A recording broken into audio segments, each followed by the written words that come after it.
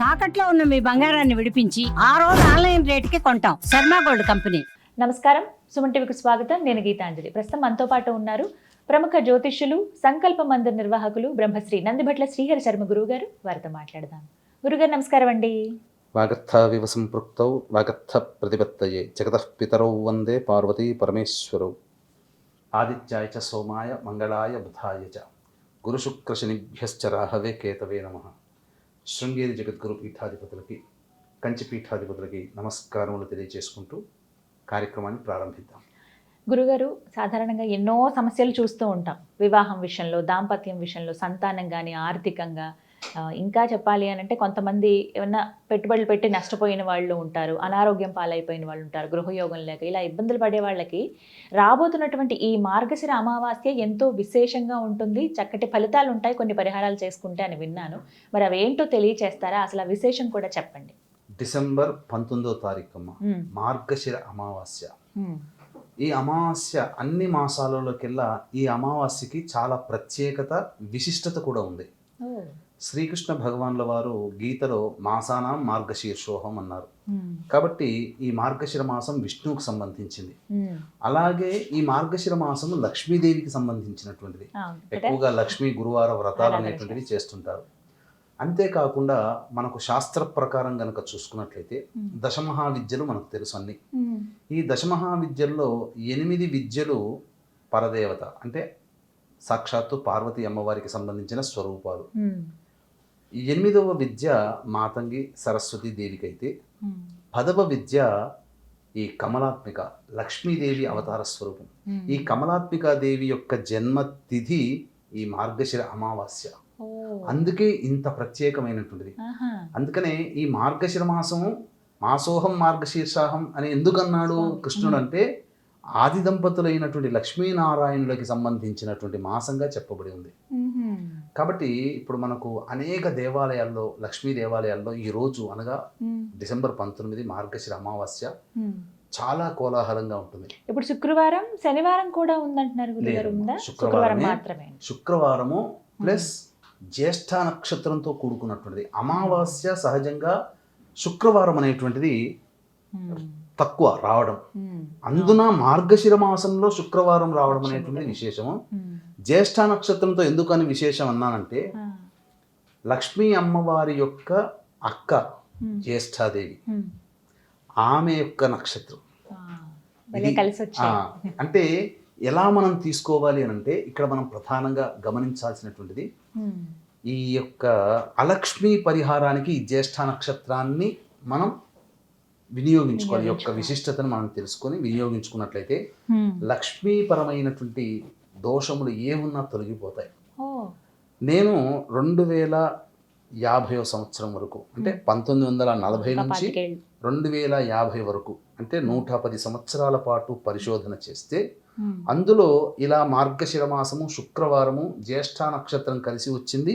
ఇది 4వసారి.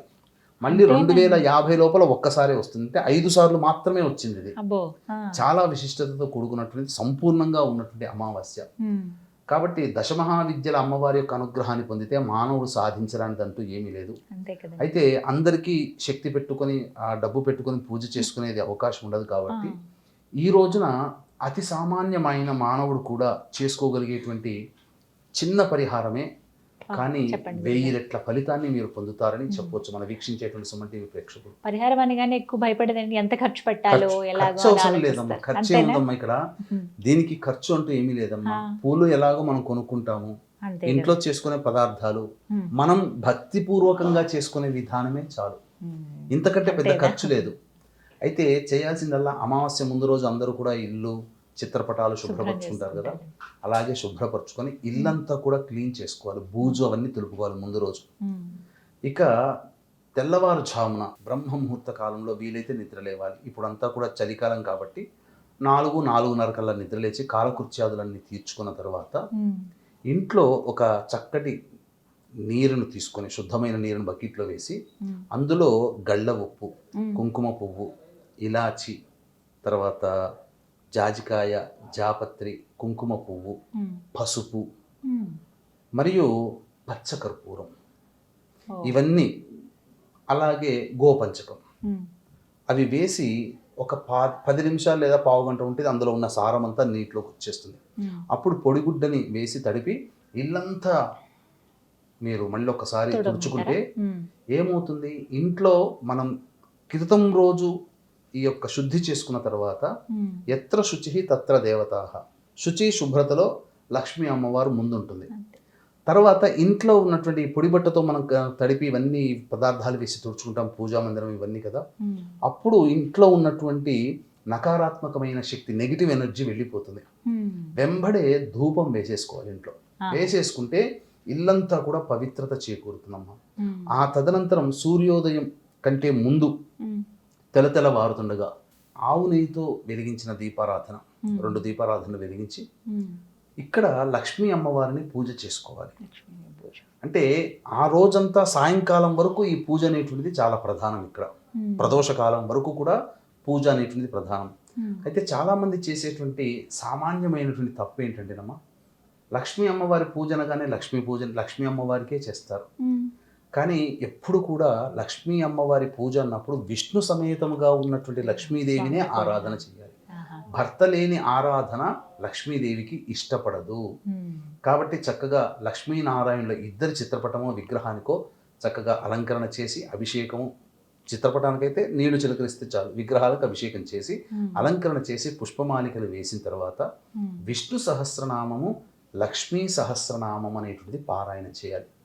తర్వాత వీలైతే ఈ రోజున ఎర్ర గులాబీ, హైబ్రిడ్ కాదమ్మా, నాటు ఎర్ర గులాబీ పుష్పాలతో, తామర పుష్పాలతో లేదా మారేడు దళాలతో అర్చన చేసుకోవాలి లక్ష్మీ అమ్మవారిది. ఇది చేసిన తర్వాత ప్రధానంగా నైవేద్యముగా అడుగుతారు చాలా మంది. ఈరోజు అంటే లక్ష్మీ అమ్మవారికి బెల్లం పాయసం అంటే చాలా ప్రీతికరం. పైగా శుక్రవారం నాడు కలిసి వచ్చింది కాబట్టి పెసరపప్పు, బెల్లముతో చేసినటువంటి, అన్నముతో చేసినటువంటి పాయసం, ఈ 3 పదార్థాలతో చేసినటువంటి పాయసాన్ని నైవేద్యంగా పెట్టి 10 మందికి పంచండి, మీరు తీసుకోవచ్చు. వీలైతే ఆ రోజంతా కూడా ఉపవాసం ఉండవచ్చునమ్మా. ఇక ఆ రోజంతా కూడా స్మరించాల్సినటువంటి ఒక దివ్యమైనటువంటి మంత్రం ఉందమ్మా. ఆ మంత్రాన్ని స్మరిస్తే గనక వీలైనన్ని సార్లు, అంటే 1008 సార్లకి తక్కువ కాకుండా ఎంత వీలైతే అంత ఆ రోజంతా చేసుకోవాలి. మాకు అదంతా తెలవదండి, మాకంత ఓపిక లేదు, కనీసం 108 సార్లు అయినా కానీ ఈ యొక్క నామాన్ని ఆ రోజు జపం చేయాలి. ఎందుకనంటే కమలాత్మిక అమ్మవారు యొక్క జన్మతిథి రోజు. ఈ రోజున చాలా ప్రసన్నంగా ఉంటుంది. మామూలు సందర్భాల్లో ప్రతి శుక్రవారం అలవాటు ప్రకారం లక్ష్మీ పూజ చేసుకుంటే, ఈ అమావాస్య శుక్రవారము లక్ష్మీ కమలాత్మికాదేవి యొక్క జన్మతిథి అన్నీ కలిసి రావడం చాలా విశేషం. జ్యేష్ఠ నక్షత్రం ఉండడం వల్ల ఏమవుతుందంటే అలక్ష్మీ పరిహారం అవుతుంది. ఈ జ్యేష్ఠ నక్షత్రానికి అధిపతి ఎవరు?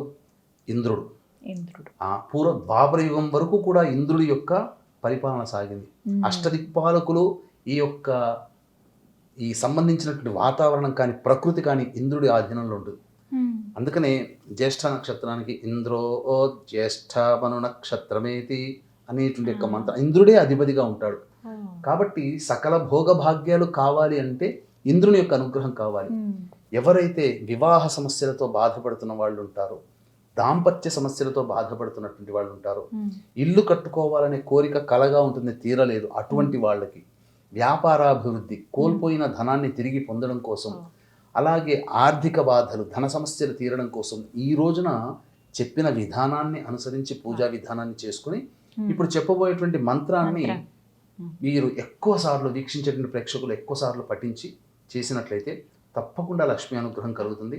వీక్షించేటువంటి ప్రేక్షకులు కూడా ఈ యొక్క మార్గశిర అమావాస్య జ్యేష్ఠ నక్షత్రము శుక్రవారం కలిసి వచ్చినటువంటి రోజున కమలాత్మిక జయంతిని పురస్కరించుకొని మన పీఠమాధ్వర్యంలో సాయంకాలం 5 గంటలకి జాతకరీత్యా ఉన్నటువంటి విద్య, వివాహ, ఉద్యోగ, దాంపత్య, అనారోగ్య సమస్యలకి, మరియు ముఖ్యంగా బగళాముఖి, ప్రత్యంగిర, కమలాత్మిక, రాజశ్యామల, వారాహి హోమాలు అనేటువంటివి చేయించడం జరుగుతుంది. ఇటువంటి సర్వదోష నివారణ పూజల హోమాల్లో పాల్గొన్నటువంటి వాళ్ళకి విష్ణు మాసంగా చెప్పబడింది కాబట్టి విష్ణువు సదా ధరించే వైజయంతి మాలని మీకు పూజ చేసి ఇవ్వడం జరుగుతుంది. అవకాశం ఉన్న వాళ్ళు స్క్రీన్పై కనిపిస్తున్న నెంబర్కి కాంటాక్ట్ చేసి మీ గోత్రనామాదులు నమోదు చేసుకోవచ్చు.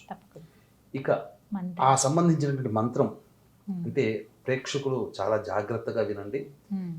ఓం మహాదేవ్యై చ విద్మహే విష్ణుపత్న్యై చ ధీమహి తన్నో లక్ష్మీ ప్రచోదయాత్. ఈ మంత్రాన్ని చేయాలి. ఎందుకంటే ఇది స్వరయుక్తంగా ఉన్నటువంటిది, గాయత్రి ఛందస్సులో ఉన్నటువంటిది. ఇది చేయడం వల్ల అమ్మవారి యొక్క అనుగ్రహం చాలా విపరీతంగా ఎక్కువగా కలుగుతుంది. అంటే మనము అఖండ ధనయోగం అని, చాలా అద్భుతాలు అంటే రోజు 100 రూపాయలు సంపాదించే వాడికి 200 వస్తే అఖండమే కదమ్మా. 100 రూపాయలు కావాలని సంపాదించే వాడికి 1 కోటి రూపాయలు కావడం అత్యాశ. మనం అత్యాశ కోరుకోకూడదు. మనం సంతోషపడే విధంగా మనం కోరుకుంటే తప్పకుండా ఆ అమ్మవారి యొక్క అనుగ్రహం కలుగుతుంది. ఇక ప్రదోష కాలం వరకు కూడా ఉపవాస నియమాన్ని పాటిస్తూ, తదనంతరం ఇక్కడ ఈ అమావాస్య రోజున బ్రహ్మచర్య వ్రతము, మద్యపానము, ధూమపానము, మాంసాహారం ఇవి నిషేధం. బ్రహ్మచర్య వ్రతాన్ని ఆచరించడం. ఇక ప్రదోషకాల సమయంలో మళ్ళీ 5 గంటలకల్లా కాలకృత్యాదులు తీర్చుకొని ఇంట్లో శుభ్రంగా మళ్ళీ ఒకసారి ఇల్లంతా తుడిచి దీపారాధన చేసి ఆవు నేతితో మళ్ళీ విష్ణు సహస్రనామం, లక్ష్మీ సహస్రనామం పారాయణం చేసిన తర్వాత బయటికి వెళ్ళి ఒకసారి నక్షత్రానికి చూసి నమస్కారం చేసుకొని ఇంట్లో అప్పుడు భోజనం చేయవచ్చునమ్మా. ఈ నియమాన్ని గనక పాటిస్తే తప్పకుండా వచ్చే శివరాత్రి కల్లా కుటుంబంలో వివాహం కాని అబ్బాయిలకి అమ్మాయిలకి వివాహ సంబంధాలు కుదరడము, ధన సంపాదన పెరగడము, దాంపత్య సమస్యలు పూర్తిగా నివారణ అవ్వడము, కోల్పోయిన ధనాన్ని తిరిగి పొందడము, అన్నిటికంటే మించి లోన్స్ కోసం ఎదురు చూసేటువంటి వాళ్ళకి ధనప్రాప్తి ఈ లోన్ రూపంలో వాళ్ళకి కలిగి తీరుతుందని చెప్పడంలో ఏమాత్రం సందేహం లేదని చెప్పవచ్చు. చాలా చక్కటి పరిహారాలండి. అందరూ చేసుకునే విధంగానే కొంత ఈ మంత్రంతో జపిస్తే గనక ఇంకా రెట్టింపు ఫలితాలు ఉంటాయి. చక్కగా వివరించారు. ధన్యవాదాలు గురువు గారు. సర్వం శ్రీ ఉమామహేశ్వర పరబ్రహ్మార్పణమస్తు.